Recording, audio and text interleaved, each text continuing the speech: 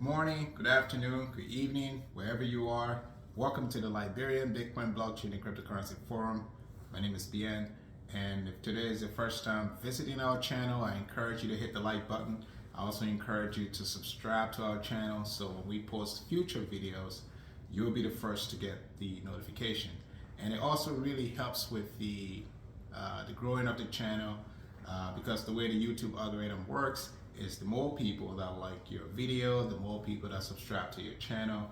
YouTube actually push out the video in the YouTube ecosystem, and it makes it really accessible to a lot of people. So, and as a YouTube content, educational content creator, we want to make sure that more people can have access to our videos. So I really encourage you to hit the like button and subscribe. It doesn't really take anything from you. I would really appreciate it.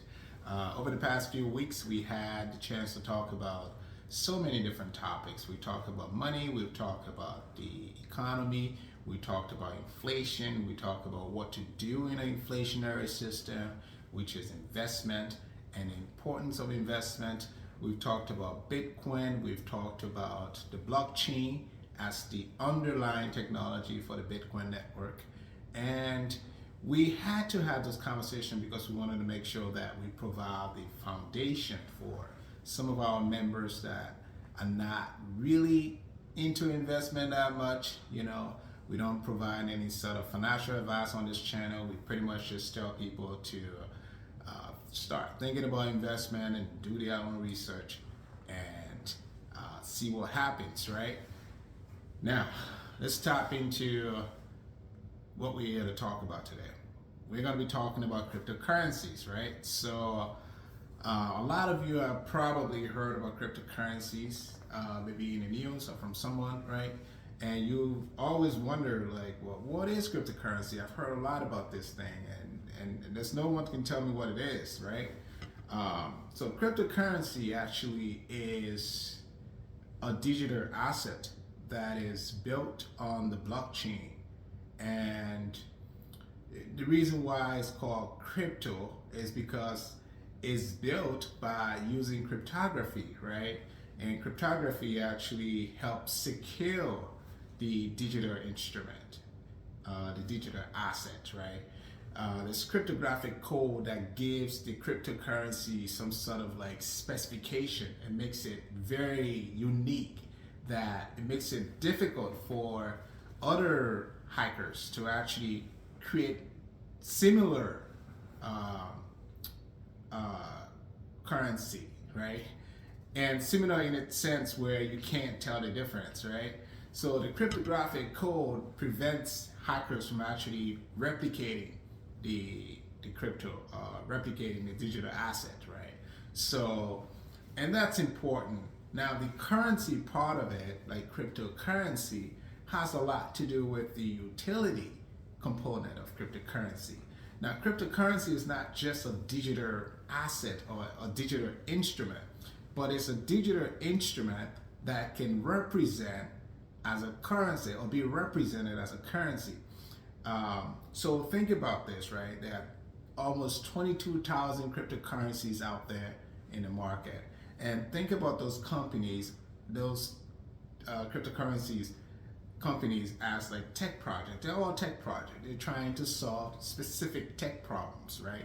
They have a team, they have a roadmap, they have things that they want to accomplish. They want to solve a specific problem that can change human life or so, right? That can help us, you know? So, and what happens is, because they all are trying to solve different problems, they all have some sort of unique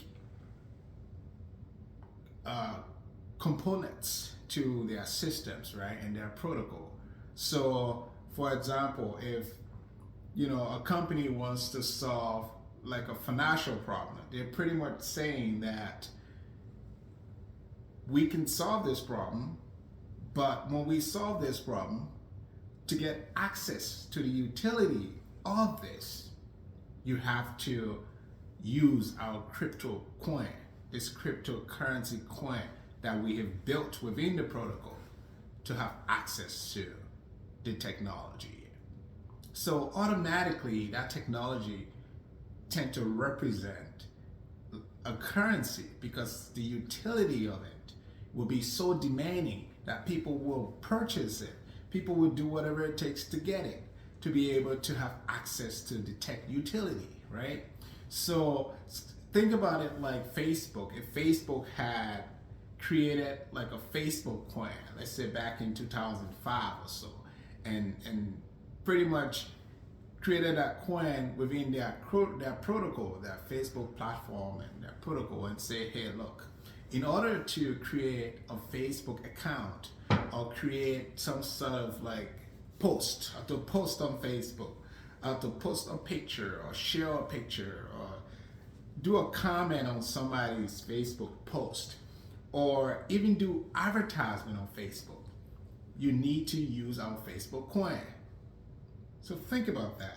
So Facebook coin will have utility because the utility of that coin has been built within the protocol that demands that coin be initiated in order to have access to the platform. So that will automatically make that coin very valuable and very demanding. There'll be a lot of companies that will actually accept that coin like in their stores and be like, hey, we're accepting Facebook coin here, because they need to accumulate some of that coin in order for them to use that coin on the Facebook platform themselves in order to do advertising and to post on their page. So that changes the whole concept of money and how money works. And another thing about cryptocurrency is cryptocurrencies can be programmable, right? Can be programmed to represent something. And that's one of the utility of cryptocurrencies that a lot of people don't take to account. The fact that you can program a cryptocurrency which is built on the blockchain to represent some real life asset in the world, right?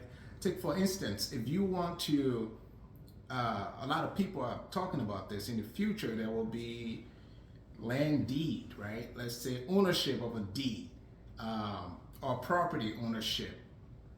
That property will be on the blockchain and will be represented by some sort of digital instrument or some sort of digital coin. And the movement of that coin from one person to another person will be the exchange of hands or exchange of ownership of that asset from one person to another person.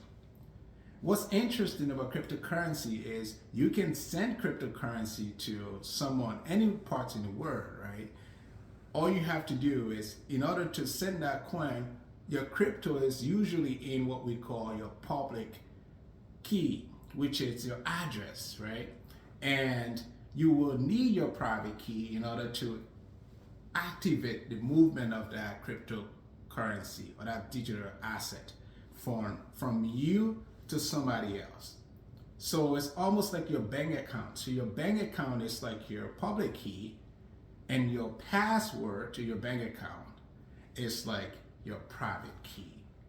So the private key of cryptocurrency allows you to move your cryptocurrency from one person to another person.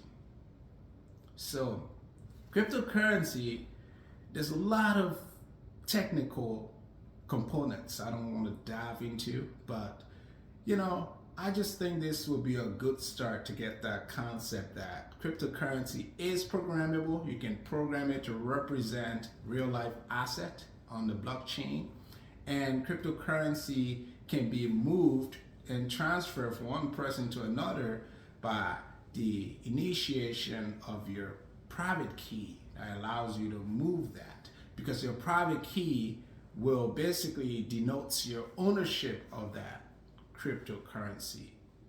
So if you don't have the private key, you technically don't own the cryptocurrency.